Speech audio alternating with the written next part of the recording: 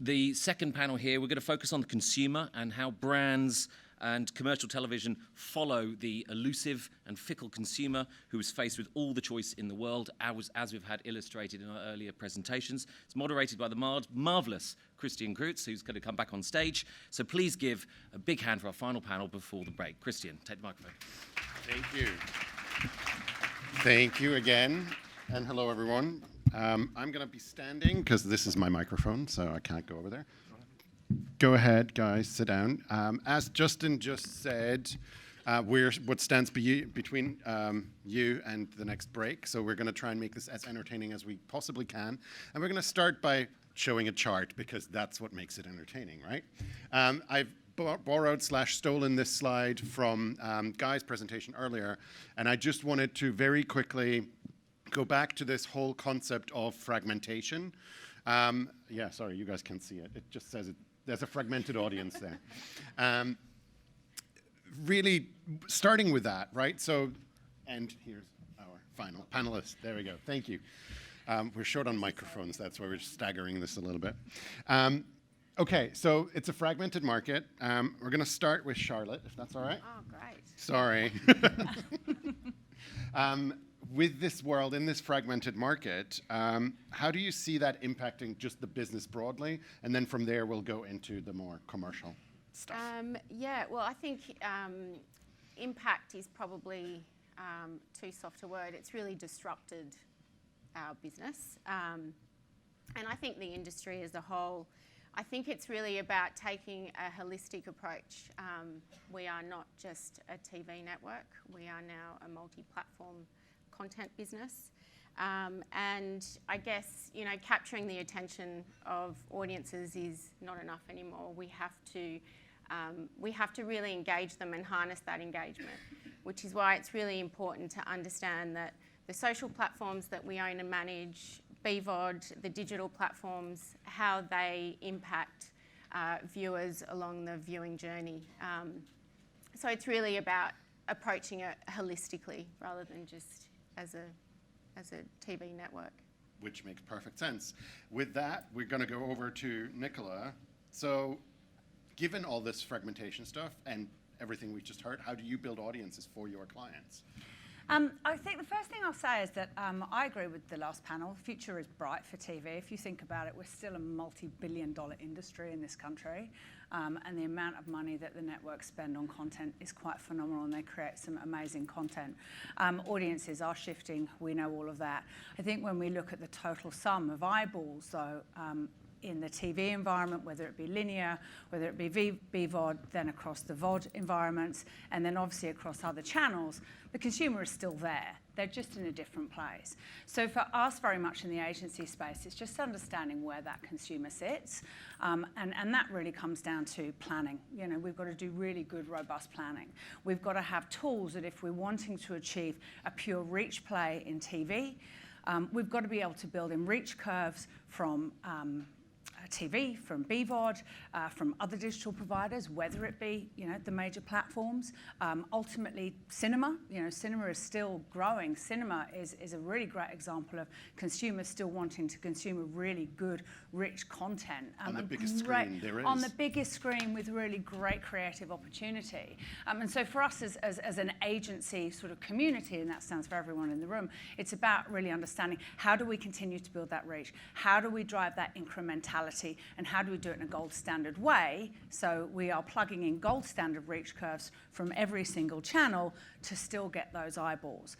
As I said, you know, we do a lot of work at GroupM as well, looking at forecasts and looking at demand and looking where the market's going to go for the year. You know, and when we look at TV from a demand perspective, although probably not in the growth areas that we want and that we've seen in sort of heydays, it's kind of pulling back. You know, consumers are choosing to buy a different hardware. You know, apparently we're in the 7-year cycle for connected TVs. They're going to grow exponentially. So it's just about finding that audience. Okay. With that, finding that audience, Tyler, Tubi, how is AVOD helping us get there, or helping the media agencies and the advertisers get. Yeah, absolutely. And first of all, I don't know where Justin is. I inadvertently named my kids William and Harry. I'm in the same boat as you. I'm waiting on my expose. I still haven't got it yet. Maybe Have you I'll been go to Canada. featured in local news, No, though? I'm working on it. I need to talk to Justin. So yeah, at Tubi, we're one of the first free AVOD players in market, and we saw the need for people to consume free content. And now it's shifting, and we're seeing the rise of the Flixes. And you're seeing how many SVOD services can you have? What can you do to support your cable television, and how are you going to find that content? And what we found out are people are willing to watch ads for free content. So we got into the space early. It's not easy. Advertising is hard. Consumer user experience is the most important thing. We are a free service. Nobody owes us a thing to come watch content. So being able to, I think you mentioned 6 minutes of TV earlier too, and we continue to hone in on that and grow our library and try to have something for everybody while they can support their SVOD services. Because right now, I think the numbers are 3.5 SVOD services per person. And so that is your linear, that is your Netflix, that is if you count Amazon Prime in the States, if that's a service. But we keep on seeing that need, and that's where we're seeing that growth, and it's really exploded over the past 2 years, as you know. Yeah, thank you for that. Which brings us to the creative mind on here, Paul. So with that, where everybody's trying to chase audiences on different platforms in different ways, either from a content perspective or from a chasing the eyeballs perspective, what does that mean for creative, other than make your life harder? Potentially, actually, it makes my life a lot better. Simply because we've moved past this era where we can push marketing out into the real world and expect a result. It's been really interesting listening to everyone speak today. We talk about people will watch ads if they're getting free content. There's this obsession with audiences, which is all absolutely correct to be obsessed over. But the difference between watching an ad and sitting in front of one is very different. And I think that's if I wanted you guys to take one thing away from a creative point of view today, is that captured audiences, this idea, the very idea of captured audiences it's like mild summers, right? It's in the past. It's the thing of the past. It's not going to happen anymore. I watched my daughter last night. This has got nothing to do with marketing, just to show. My 18-year-old daughter last night sat in front of, I think it's called Morning Wars, watching that on Apple TV. Nothing else to distract her except her phone, and she would have paused and rewound that show 5 times because she's texting, she's TikToking, who knows what the fuck she's doing on that phone. And you don't want to know. I don't want to know. But I guess my point is, if that show, a really, really engaging, top shelf piece of content, can't hold her attention for the entire duration of a half-an-hour show, what hope do marketers do if they're doing boring advertising that is not interesting? So when I say, as I said, we're obsessed with audience, we should be just as obsessed with creating things that are interesting enough to engage them, because they're just not.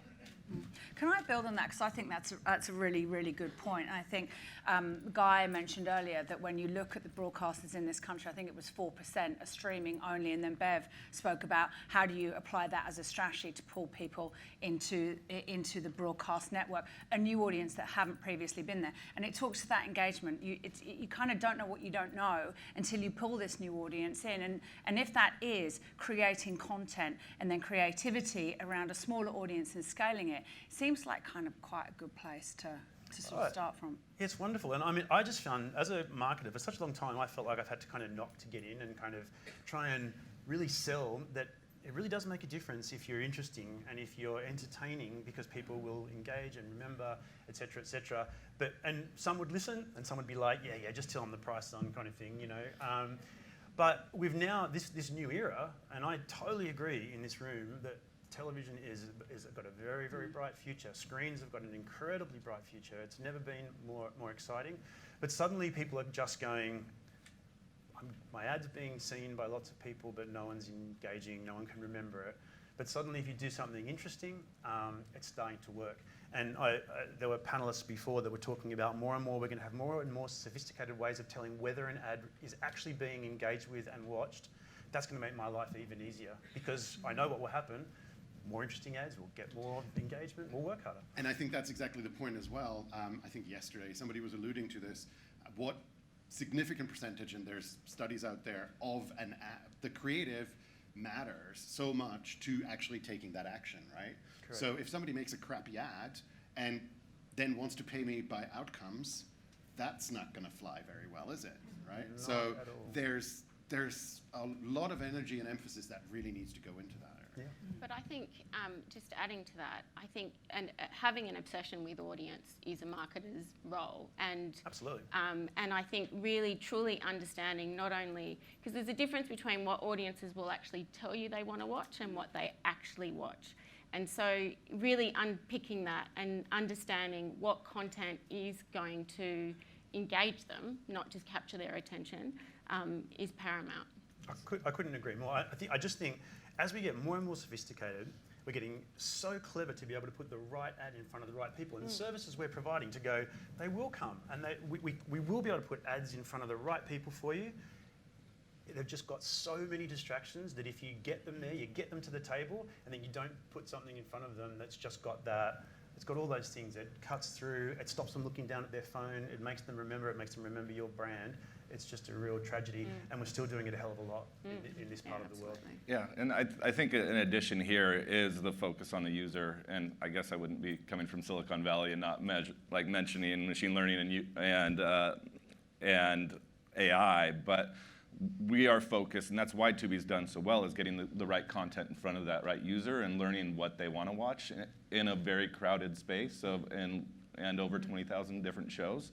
So it's very similar to advertising, wanting to show the right ad at the right place. It's also showing the right content at the right place, and that's how you get that engagement, and that's where we've seen that uplift, and why Tubi has succeeded in a land of giants where we're competing against Sony and Walmart and all these other folks, and we continue to grow and grow because we focus on that user and that engagement. So with all that said, right, so we're going to make great content, we're going to make great ads, and then we're going to put the right content and the right ads in front of the people at the right time. Yep. Which, perfect. Sure. Add to that, the increasing SVOD ad-free environments, right? There is consumption over there that is just not available for commercial impressions, and that's a significant portion of consumption. Are you worried about that? So it's interesting. Obviously, if you look at a pure reach play, it's going to impact, of course, because you can't be in that environment in the traditional way.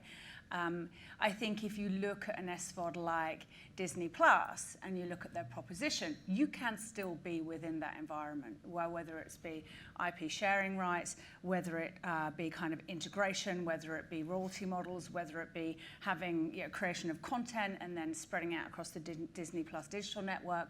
There's still going to be ways in. And I think if you look at how our clients work now, many clients have a multi-tiered approach to TV. Sponsorships, brand integrations. We speak a lot about this notion of brand and performance and brand coming back. And certainly within my world and within GroupM, we've seen a lot of our clients come back into that space of integration and sponsorships because the content that's being created is so good. To Bev's point, reality TV, like it or whatever you think of it, it's big audiences, it's expensive to create, but there are some really great integration opportunities in there, yeah? So you've got that side of it, then you're going to have your 30-second or your 15-second, and then you might have your automated buy that's going to find the audience based on a CPM, right? So you start to tier it, which means, yes, of course, as consumers shift into SVOD environments, you're going to have to rethink about how do you get involved in those. So is it within the integration space? Can you do events off the back of it? Can you have this royalty share? So I think there are ways in. And what's the purpose of the campaign, right? Because Exactly. there's certain things that brand integration is great for, and Yep. it's not going to get you to run out and buy a can of Coke right now. Exactly. Right. Anything to add? I'm just going to be the audience voice, but I just think that understanding audiences has never been more important, and being able to, I mean, we've got more opportunities now to know more and more about them, and really be able to use that knowledge to deliver a personalised experience is really where it's where the possibilities really unlock. So imagine a world where there's fewer ads, but they're more relevant to you. Publishers are actually increasing yields. Advertisers are probably getting greater cut through. And we're delivering a more pleasurable experience for the audience, is where the opportunity lies. I like the sound of that. Yeah, and the Pureplay AVODs are more than happy to see the SVODs battle it out and spend billions of dollars creating the top 1% of content, because the rest of the 99% come to us and looking for new eyeballs, and stuff that's been locked up by Netflix for years and years and years all of a sudden is becoming available to the Tubies of the world. So we continue to be that extra avenue for people to monetize content, and it's only looking better as the fight for SVOD is going to get really bloody in the next 6 months. And a lot of people are going to be very happy to see it go, and it should be definitely an interesting time. Thank you. Turning back quickly to the brand integration element, when, from a creative perspective, when you come up with something, is that at the beginning? Is that at the end? Do you come up with a strategy first and then figure out how to turn that into something else as well? How does that work? Well, it's definitely a fit for purpose. So everything that we do for our clients, you know, they tell us, it's usually they come to us with a problem, and we try and work out the best way to solve that to get what they're trying to sell out into the market, or the behaviour that they're trying to change, get it in front of as many eyeballs as possible. But I mean, certainly integration into programming that we know people are going to watch is extremely effective. But as can doing things, we did a campaign recently for Bank West called Bank Less, and we cut through there simply by just basically doing a satirical look at bank advertising, where everyone's, you know, we felt that the market was flooded with bank advertising, where bank's trying to be your best friend. They care about putting your kids through college, and they care about your first home. And you know, most Australians look at that, and their eyeballs nearly spin, they roll back so far in their head. So we just did a satirical ad, and the results that we've got by doing that. Now, I'm not saying that that's right for every bank. You know, Bank West is a challenger bank. They can afford to have a really unique tone of voice. But the fact that they treated their audience with real genuine respect and intelligence, and did something really different that just made them go, oh, that's not what I'm used to seeing, you know, and it's fun. The results have been absolutely incredible. So to answer your question, it comes through great relationships with your clients, really understanding the brand, and to your point, really, really, really understanding that audience. But not just thinking putting something in front of their eyes is going to get that return. You know? I know I'm not the host. Can I ask a question? Sorry. My daughter, you want to know my daughter's watching? Yeah, what is she? No. So on that, just obviously that means you're having quite a big conversation with clients. How often are you having to challenge them to be risky around a creative narrative that might be slightly off the norm? And do you get pushback? I mean, how does that play out? Yeah, so I've been in the industry for a long time, and we've always had pushback. Basically, a creative director's job. I mean, listening to everyone speak this morning, I kind of feel like the dumbest person in the room, but I also, in many ways, try to stay the dumbest person in the room, because the consumer doesn't know all of this brilliant stuff we're talking about, all the, you know, the algorithms and anagrams, et cetera, that we're talking about. They don't understand any of that. All they know is what interests them. And that's basically been my job for my clients for decades, is to go, this is not interesting. People will not care about this, you know. And as I said, I've got some clients that just intrinsically understand that, and understand that they've got to put that interest factor, that they've got to do something that's a bit memorable, that's a bit more entertaining, and then others that are on that journey, you know. But more and more these days, the journey's faster. That bell curve of getting their heads around being interesting really works. It's getting faster and faster, which is great news for all of us. Okay. We're going to go to the audience in a minute, so come up with your questions now. But before that, I couldn't let that opportunity pass me by. Charlotte, you're new to TV. Oh, God. So what have you noticed? What are we doing wrong, different, right? Well, one thing I have noticed, which I know we've talked a lot about, is that the way that we're measured is not actually how we consume content. So there's a bit of a misalignment, which is why the VOZ conversation is so important. And it's funny because we talked a lot. I think I've heard about 4 or 5 times this morning, content is king. And it definitely is. I mean, you know, the programming department rule the roost in networks. But that content is nothing if the audience isn't there. So I think... Or if we can't afford to pay for it. Or there is that. So I think there's an imbalance to a certain extent in terms of really understanding who the audience is that we want to capture, and you can't be all things to all people. And then how that content actually engages them, and making sure that, you know, the content that we're producing actually gets out there. Okay. All right. Questions from the audience? There are microphones around. If you don't have any questions, I have plenty more. So if you don't have any, then we will keep talking. There you go. There's one. Oh, there's one. Rather than conservative, what your favourite integration? You know, how do you find the right balance between, oh, that's so overt and I hardly saw it? Just to repeat the question, sorry. This question is, from a brand integration point of view, how do you tell the, sorry, say again, the client, what's too overt versus what's... From a creative and a purist point of view, what is too overt and is balance right effectively? Oh, from an integration point of view, what's too in your face? What's too in your face, and then what's that perfect spot for you? What do you love? Yeah, that's a really good question, because one of the things we're often accused of is trying to make art. I don't know if you've ever seen that Homer Simpson episode where he's Mr. Plow, and he gets some wanky ad agency to do his ad for him, and he sees it at the end, and there's like opera and there's snowballs, and at the end Bart says, "Is that your ad, Dad?" And he goes, "I don't know." So that's when you're getting it wrong, right? But the flip side to that is a client going, "This is the problem I want you to solve. This is the thing that I want people to remember." And you go, "Right, okay, I've got it." And they go, "And we want to tell them this, and we want to tell them this, and we want to tell them this, and we want to tell them this."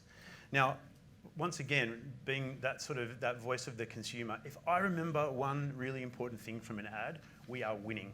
That is an amazing result. So to try and get more than one thing across is silly. If you just focus that time, it's a small amount of time usually. You know, it can be from 6 seconds, 15, 30, 60 seconds if you're really, really lucky to get that. And as I said, captured audiences just don't work. You've got to get their interests enough so that they engage, and then remember that one thing. That's the sweet spot to me. And in that short amount of time, the more other stuff we're plugging in is wasted breath. So, I mean, I've got one ad to show.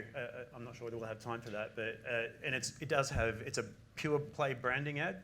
And I think it's got just the right amount of brand attribution in it.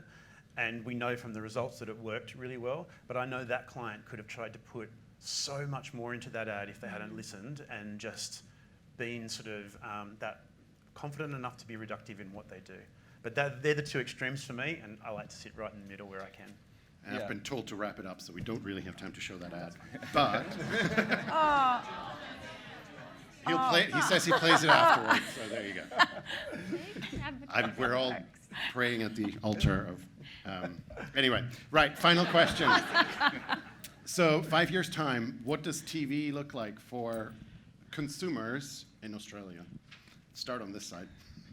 Well, from the American on the panel, I guess I'm sure. really going to be doing a lot of good here. But we're already seeing massive consolidation. We're seeing the rise of the hybrid model. We're seeing the rebundling, which is kind of weird, but it's definitely going to be a big time consolidation between the powers that be, the NBCs, the ViacomCBSs, and the Foxes. Yeah, I don't know. So it's definitely going to be interesting. We're going to see a consolidation where you're going to be able to get your content whenever you want, wherever you want, and just the person gets to decide how they want to do that and what device they want to view it on. Yeah, I mean, adding to that, I think it is going to be more on the consumer terms of where, when, and how they consume that content. And without a doubt, BVOD's just going to continue to rise in that. For Australia specifically, I think there'll be greater focus on local content, you know, live streaming or content that actually creates those moments for people to come together will really increase, and we should see more of that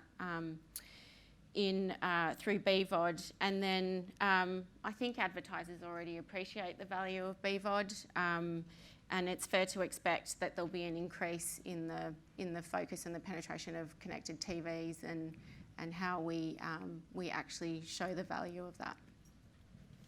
Yeah, I'm too stupid to know what it's actually going to be, so I'm just going to tell you what I hope it's going to be. I hope it's going to be a combination of everything that we've said. This idea of a genuine ability to work out how effective something is and push those kinds of ads. Genuine ability to be able to put the right ad in front of the right person. And most importantly for me, just Australia and New Zealand to an extent reclaiming that sort of mantle in the world of doing some of the best advertising on earth. We've definitely lost that. I would love to claim, you know, that if the future is we claim that back, I'll be a very happy man. As a European living in the US, there's still some pretty good ads coming out of this one. Yes, indeed. Yeah, mine simplistically, I think if you look at connected TV, TVs in homes, 2022, it's going to be 12 million homes, which means it's going to grow exponentially in 5 years' time. Screens are going to get bigger. We'll probably all just have mini cinema screens in our household. But what's amazing is the TV viewing experience will be incredible. And I think I sowed some seeds, and I agree with you, some seeds of thought about what happens if that's going to continue to become really important and a central part of culture and society, per your research. What does an aggregation look like? Because there becomes too much choice. So I think that could be an interesting dynamic. Wonderful. Thank you guys so much. Please give a warm hand to our panel.